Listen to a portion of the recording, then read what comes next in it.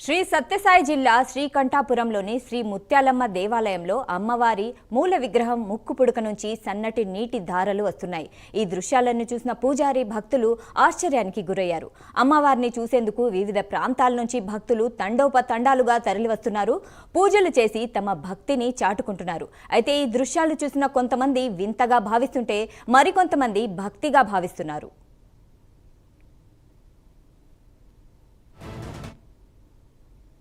హిందూపురం మండలము హిందూపురంలోని శ్రీకంఠపురంలో చాలా పురాతనమైన శతాబ్దాల నుండి ఉన్న ఈ టెంపుల్ ముత్యాలమ్మ గ్రామదేవతగా కొలసబడే ఈ ముత్యాలమ్మ నుండి విగ్రహం చిన్న మూల విరాట్ నుండి కంట్లో నీళ్లు కారడము మొత్తం అంతా తడి అయిపోవడము అసలు చెప్పాలంటే చాలా విడ్డూరంగా వినడానికే విడ్డూరం అన్నమాట. ఎందుకంటే ఎన్నో శతాబ్దాల నుండి పూజిస్తున్నాం.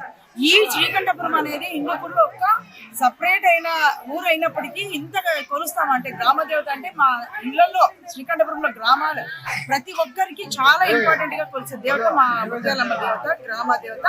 అంటే ఎలాగంటే ఒక ఆడపడుచులాగా చూసుకుంటాం. ఈమె ఒక ఆడపడుచుగా కొలుచుకునే ఈ దేవత కంట్లో నీళ్లు కారడం అనేది చాలా విడ్డూరమైనది.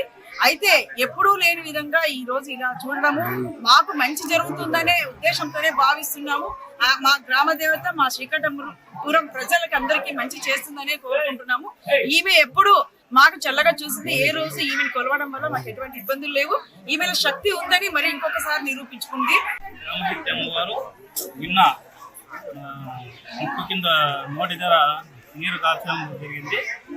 నేను భక్తులు ఎవరికి చెప్పలే. మళ్ళీ నెక్స్ట్ రోజు మళ్ళీ ఆ విధంగానే అమ్మవారు నోటి ధర నీరు కాల్చడం జరిగింది. మళ్ళీ పొక్కుని తుడిచేసినాను. మళ్ళీ అట్లే మళ్ళీ బండారు పెట్టినాను. తర్వాత కూడా మళ్ళీ అది అలాగే కారడం జరిగింది. అప్పుడు